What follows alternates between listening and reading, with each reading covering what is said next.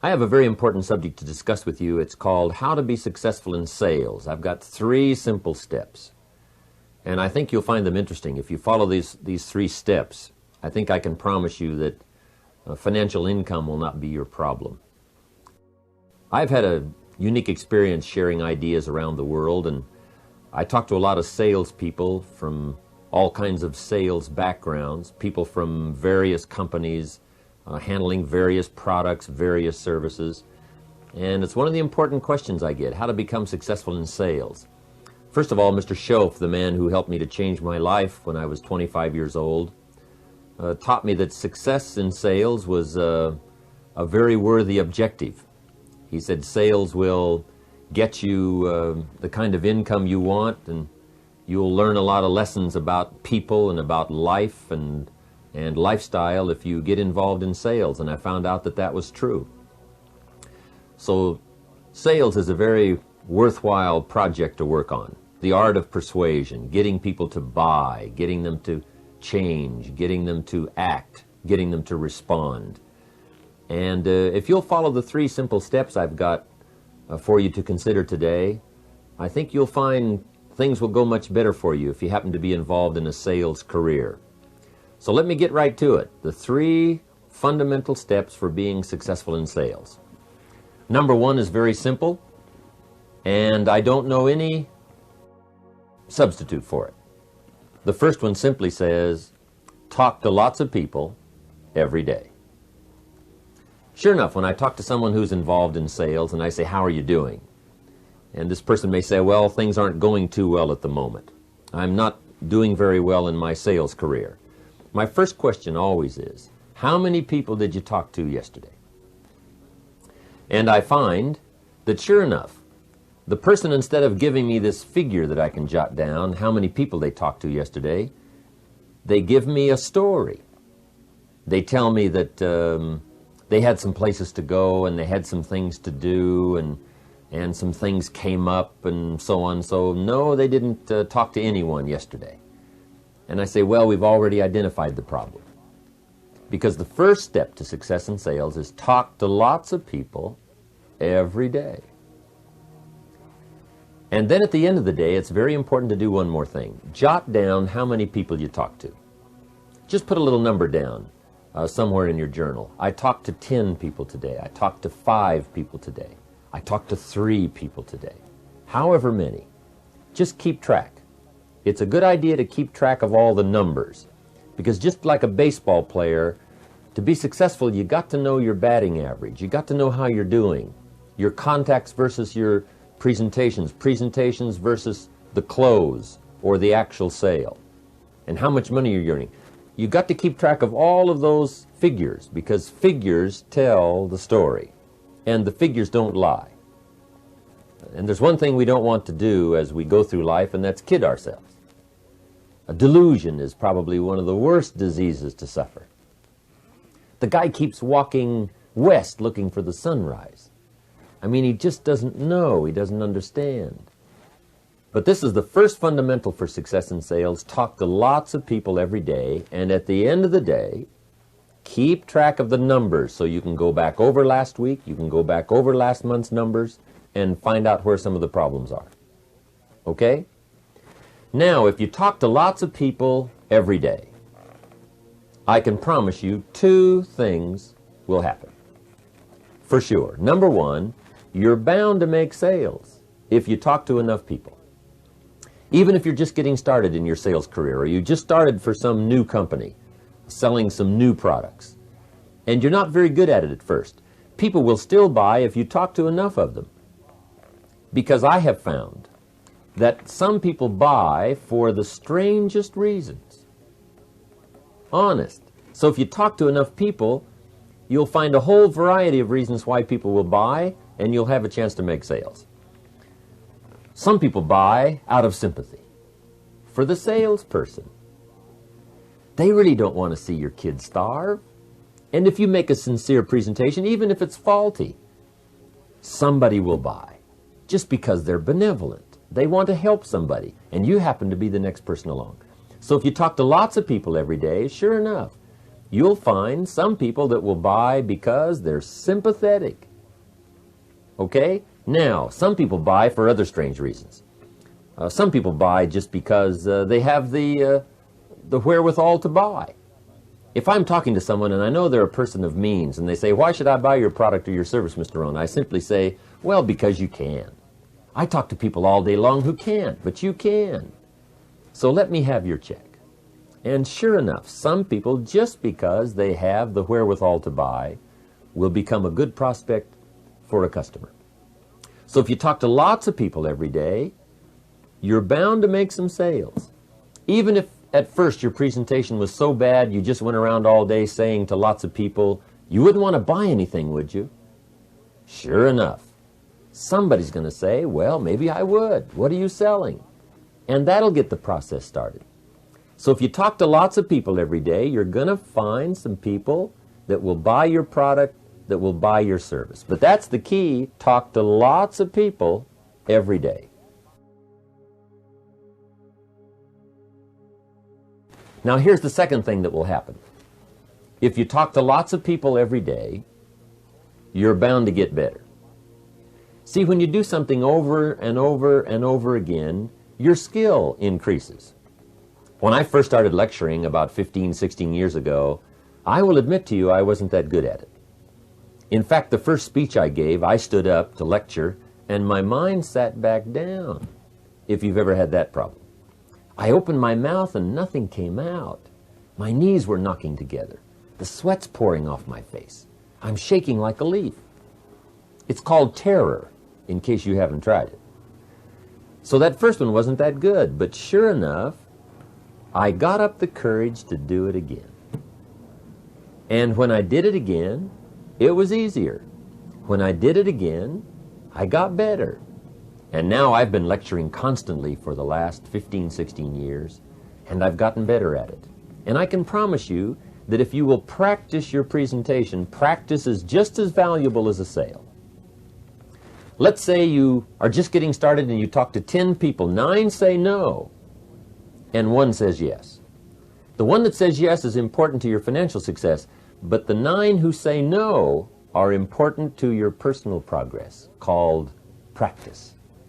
Because the more you practice, the better you will get at the job. So the first question here is, how long do you want it to take to get good at what you do? If you don't want it to take long, talk to lots of people every day, not only for the results of sales, but for the results of progress. And then, of course, when you get started, talking to lots of people every day, you can employ what we call the law of averages. And the law of averages will work for anyone. If you do something often enough, you'll get a ratio of results. If you're getting started and talk to 10 people and only 1 says yes, you've got a ratio going called 1 out of 10. And the unique thing about the ratio is once it starts, it tends to continue. If you talk to 10 more, sure enough, you'll get another one. If you talk to 10 more, you'll get another one. It's that uncanny thing called the law of averages. Now you might say, well, 1 out of 10 isn't that good, but at first you don't worry how good it is. You just get the ratio started. Then when you know you've got a ratio like 1 out of 10, see, you can start to compete. If I just joined the company and I can only get 1 out of 10, and you've been there for a while, so you can get 9 out of 10, if we have a contest, you and me, I will win. And the reason is because during the month, if it's a contest for a month, I will talk to 100 people and get 10. And see, if you're so good at it, you've probably only talked to 10 people and you've gotten 9. But sure enough, at the end of the month, I've got 10 and you've got 9. I win. I simply make up for in numbers what, first of all, I lack in skill. So that's number 1, both to learn and to grow and to get results. Talk to lots of people every day. There is no substitute for that in being successful in sales. Now here's the second step to be successful in sales. The second step is be real nice. I don't know any substitute for that. You've got to learn to be real nice. Attitude makes the difference in how these numbers finally work out, called progress. In affecting other people with words, we found something very interesting in studying communication. It's 80% what you feel and only 20% what you know. It's not so much what you say as how you say it. Attitude makes the difference in results. Attitude makes the difference in the quality of life. Attitude makes the difference in the result in success in sales. It's how you feel. Most people are interested in how you feel, not just what you know. Your feelings of sincerity, your feelings about other people, your feelings about yourself, your feelings about the future, your feelings about the product. If you are positive, if you feel good, if you have a good personality, if you've worked hard on yourself, and now you make the presentation, you can't believe the difference that it will make. Practice being real nice. And I say practice because sometimes there isn't call really for being nice. When the weather isn't nice and your problems are heavy, we have a tendency to go on the negative side. But if you'll resist all of that and be nice when the weather isn't, be nice when other people aren't, be nice when the circumstances really seem to be going against you. If you will practice that daily, working on your attitude, because that makes the greatest difference in how your sales ratio finally works out. Practice being real nice. It means learning to work harder on yourself than you do on your prospect. Most salespeople say, I've got to work hard on my prospect, but see, that isn't where it's at. You've got to learn to work hard on yourself. Work hard on your personality. Work hard on your language. Work hard on your style, your presentation style. Work hard on learning how not to talk too long, not to talk too little, but making it just right. And make sure you understand other people's problems and difficulties. In sales, we learn when someone has a problem, you recognize it. You say, John, I can understand how that feels. I've been there. I know what it's like not to have the money. I know what it's like to have a difficult time making the decision. I've had those times all through my life. Understanding, sympathy, awareness, sincerity, style, commitment, courage, excitement, being positive. Those are all the elements that really changes the ratio in sales. So number 2 is so important, being real nice. Now here's the third step to being successful in sales, and I think you'll agree with me as to the importance of this one. And number 3 is give good service. There's no substitute for good service. At the end of the day, it's not a bad idea to jot down your grade for the day for service. At the end of the day, just take a little time to think about the day and say, would you give yourself an A today for service? The people that you've sold to, did you follow through? Did you write them a little note? Did you say thank you on the telephone? See, the real work begins after you've made the sale.